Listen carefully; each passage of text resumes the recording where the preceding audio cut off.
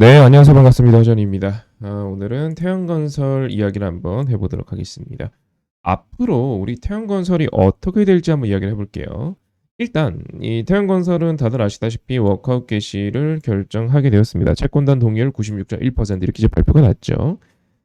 그러면서 오늘 주가가 급락을 하고 있습니다. 물론 오늘 시장이 좋지 않아서 나오는 하락분도 있겠지만은 워크아웃 개시 이후에 이런 식으로 급락이 나오고 있습니다. 그래서 이 주식이 앞으로 어떻게 될지 한번 이야기를 해보고요. 그 원리에 대한 설명도 좀 한번 하는 시간 가져보도록 하겠습니다. 일단은 이 태양건설 같은 주식들은요, 요렇게 봐주시면 돼요. 일반적으로 어떤 이벤트가 발생을 해요. 부도설이 돌고 워크아웃을 할 것 같다 할 것 같다 이런 루머가 돌고 실제로 워크아웃을 하게 되었고 어쨌든 이 이벤트라는 게 발생을 하면서 투자자들이 기대감도 갖고 공포감도 갖고 그렇게 등락이 심하게 발생하는 국면이 존재를 합니다. 그리고 이게 일단락 되잖아요. 뭐 워크아웃 할 것 같다, 부도를 할 것 같다, 뭐 어쨌든 간에 일단락 되고 그게 이제 현실화가 되면은 그때부터는 주가는 고요해집니다. 네, 고요해집니다. 이게 무슨 말이냐면 가장 최근에 있었던 GS건설 한번 볼게요. 주차장이 무너지면서 네, 당시에 이제 한번 난리가 났었죠. GS건설. 별명이 이제 순살자이가 되어버렸고 그때 급락이 나옵니다. 네, 급락이 나오고 이후 흐름 보시게 되면은 고요하죠. 등락이 작아져요. 네, 등락이 작아집니다.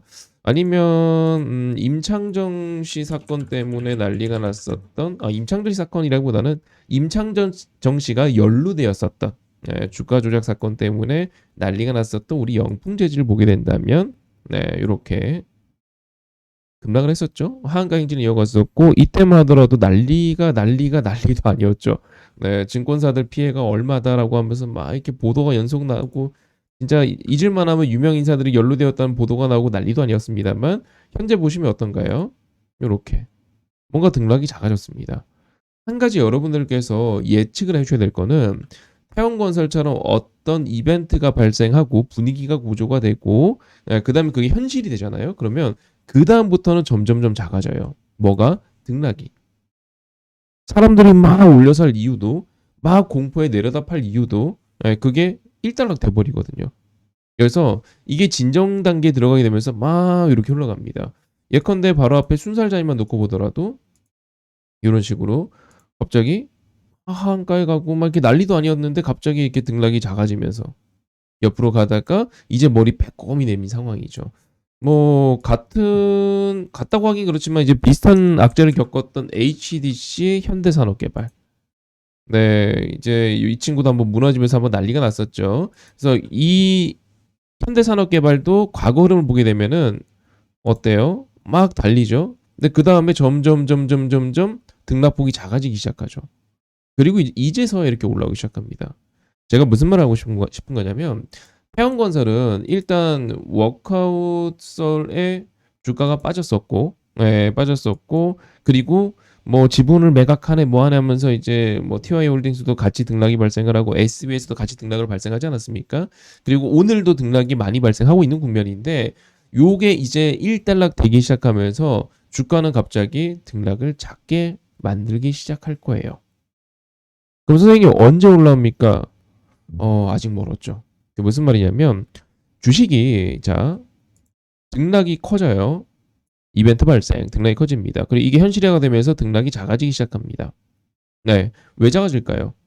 네, 왜 작아질까요? 아까도 말씀드렸다시피 올려 살 이유도 사라져 버렸고요. 그렇다고 공포감에 내려다 팔 이유도 사라졌습니다. 왜? 그게 이미 주가에 반영이 되었으니까. GS건설이 급락을 하고 영풍재지가 급락을 하고 했지만 그게 주가에 반영됐기 때문에 그 다음부터는 등락이 작아지는 거예요. 편하게 올려 살 사람들도 없어지고 흔하게 공포감에 그 투매를 할 사람들도 없어져 버리니까 점점점 시간이 지나면 지날수록 등락폭은 작아지기 시작해요. 캔들도 점점 작아지고요. 지금처럼 뭐 상한가 갈 기세, 하한가 갈 기세로 등락을 보여주는 일들은 점점점 줄어들게 됩니다. 이렇게 말이죠. 근데 여러분, 우리가 워크아웃이라는 게 기업이 상태가 좋아서 워크아웃이 들어간 건 아니잖아요. 네, 뭔가 지금 기업 상태가 좋지 않으니까 기업이 이제 제대로 이익을 내지 못하고 있고, 네, 뭐 업황도 좋지 않고 그러다 보니까 워크아웃에 들어간 거 아닙니까? 채권단하고 막 이렇게 기싸움하고 나 좀 봐달라, 빚 좀 깎아줘, 조건 좀 완화해줘, 뭐 이렇게 지금 서로 티격태격 하는 거 아닙니까? 워크아웃이라는 게. 근데 일반적으로 워크아웃 들어간 기업들, 특히 태형건설처럼 업황이 꺾여서, 부동산 업황이 꺾였죠. 꺾여서 워크아웃에 들어가면은 이게 단시간에 해결이 안 돼요. 무슨 말이냐면 워크아웃에 들어갔습니다. 당장 다음 달에 부동산 업황이 좋아져 갖고 분위기가 좋아져 갖고 태형건설이 어마어마한 이익을 내고 이럴 수 있을까요? 못 하거든요. 그러면 올 하반기는 할 수 있을까요? 힘들겠죠. 이게 시간이 좀 필요해요. 그래서 요런 패턴으로 흘러가게 되면은 이 고요함이, 네, 오래 갑니다. 장기전이 돼 버려요. 이 고요함이라는 게 길게 갑니다. 그다음에 시간이 지나고 나서 이렇게 올라오는 그런 패턴으로 갈 가능성이 높죠. 삼성 엔지니어링 한번 볼까요? 옛날 이야기입니다, 이제. 삼성 엔지니어링은 과거에 이런 식으로 잘 갔던 적이 있습니다. 특히 우리나라 같은 경우는 지금이야 반도체, 뭐 제약, 2차 전지, 자동차 뭐 이럽니다만, 옛날에 2007년도 요때 장세만 하더라도 우리나라를 견인했었던, 대한민국 코스피 증시를 견인했었던 대표적인 업종이라고 한다면 건설, 조선, 해운, 요런 종목들 진짜 멋있었어요. 2007년도까지만 하더라도 진짜 멋있게 올라갔었고, 2008년도에 금융위기가 터지고 나서 그 다음 올라갈 때는 뭐 자동차 이런 애들 잘 가긴 했습니다만, 제가 이 이야기를 왜 하냐면 당시에 이 삼성 엔지니어링을 비롯해서 GS건설, 뭐 여러 플랜트 기업들이 해외에서 어마어마한 수주를 하게 됩니다. 막 수주하면 몇 천억 단위는 애사였고요. 몇백억은 뭐 취급도 안 했고, 뭐 조 단위 수주까지 하면서 수주 경쟁을 벌이게 됩니다. 근데 이게 알고 봤더니, 경쟁이 너무 치열해갖고 적자 수주였던 거예요, 이게. 그래서 엄청난 주가 상승을 했지만 알고 봤더니 이게 돈 버는 게 아니고 돈을 잃는 수주였던 거예요. 그때는 기사 헤드라인으로는 뭐 조 단위 수주, 몇 천억 수주 라고 하면서 목표가 상향되고 주가 계속 올라가고 그랬거든요. 근데 그 다음에 알고 봤더니 다 적자였던 거예요. 그래서 이후에 어떤 흐름을 보였냐면 이렇게 쫙 빠져버립니다. 멋있게 올라갔지만, 금융위기 이후에 진짜 멋있게 올라갔지만 이게 쫙 빠져버립니다. 심지어 이재용 회장도 나서갖고 사과를 하게 되고 유상증자에 참여하면서 삼성 엔지니어링에 직접 투자하면서 주주 달래기에 들어갔어요. 근데 그 이후에 어떻게 됐죠? 이렇게 쫙 빠지고 나서 요 국면이 존재하죠. 여러분들 딱 보셔도 등락이 작죠. 옆으로 이렇게 등락 작게 하고 옆으로 이렇게 흘러갑니다.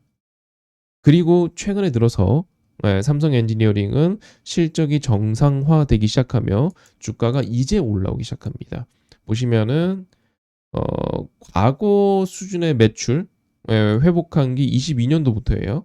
근데 이게 언제적이냐면 요 때잖아요, 요때. 최고 전성기 때. 아니, 가짜 전성기라고 해야 되나요? 그때. 그렇게 옆으로 기다가 이 플랜트 불황을 이겨내고 이제야 올라오기 시작해요. 이제야. 10,000원까지 갔다가 이제야 올라오기 시작한 거예요. 그게 현재의 삼성 엔지니어링.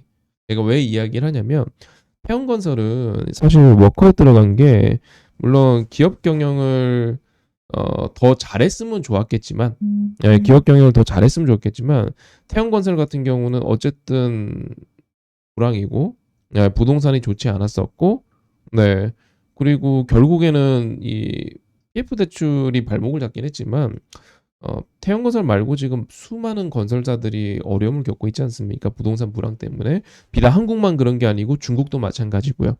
전 세계가 코로나 때 유동성이 풍부해지면서 부동산이 상승장이었고, 그게 갑자기 꺾이기 시작하면서 어려움 겪는 회사가 지금 전 세계적으로 한둘이 아니란 말이에요. 근데 이게 당장 다음 달에 나아질까? 다다음 달에 나아질까? 그러진 않을 것 같아요. 그죠? 그러면 얘도 과거에 있었던 GS건설이나 현대산업개발이나 삼성 엔지니어링이나 이런 기업들처럼 주가에 이제 반영이 되고 나면 고요해지는 시기가 장기화될 가능성이 높겠죠. 이렇게 기업이 정상화되고 해당 기업의 호재가 등장할 때까지 주가는 바닥을 박박박 끼고 등락은 점점점 작아지고 그렇게 흘러갈 가능성이 높다고 봐요. 그렇게 시간이 흐르고 나서 그 다음에야 올라오겠죠. 그래서 지금 제가 태형건설 갖고 말씀드릴 수 있는 거는 오늘은 등락이 크죠. 네, 아직은 주가에 반영되고 있는 시기니까 워크아웃 게시가 어제부터 어제 오후부터 이제 속보 나오기 시작해서 오늘 최종 동의율까지 발표되면서 어쨌든 오늘 이제 사실상 확정 발표가 된 거죠.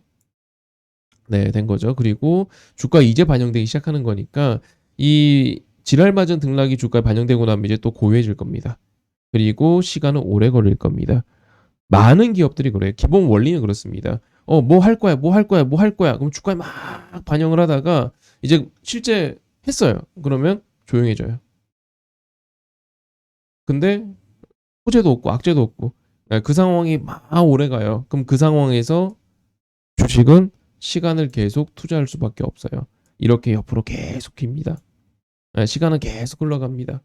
때때로는 어떤 나쁜 기업들은 좋지 않은 기업들은 계단식으로 조금씩 하락하기도 하고요.